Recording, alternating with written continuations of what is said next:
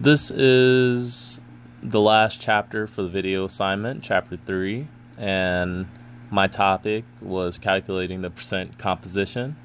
My question is, calculate the percentage of each element in dikite, which is Al2, Si with a subscript of 2, O with a subscript of 5, and OH, which is a hydroxide, with a subscript of 4.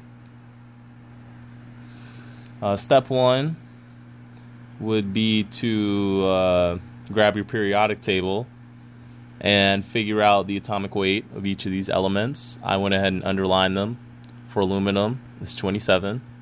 For silicon, it's 28. For oxygen, it's 16. And for hydrogen, it's 1.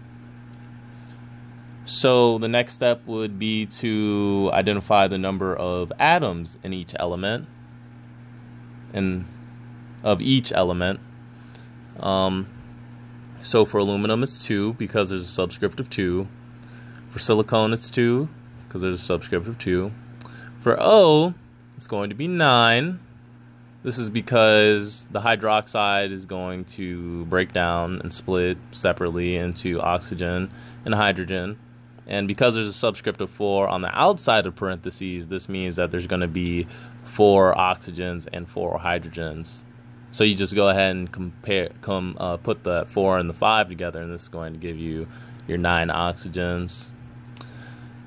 And then there's going to be 4 hydrogens, because like I said, the 4 subscript is going to give you 4 hydrogens.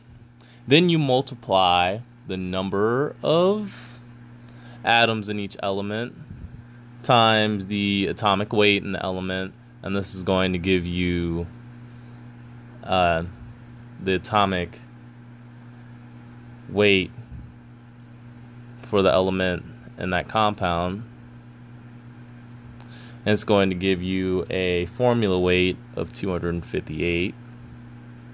From there, you take your number that you got from multiplying the number of atoms in the element times the atomic weight of the element, and then you divide it by the formula weight, and then you times it by 100, so that way you can get your percentage.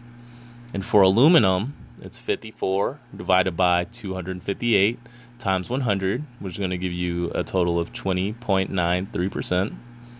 For silicone, it's going to be 56 divided by 258 times 100, which is going to give you a total of 21.71%.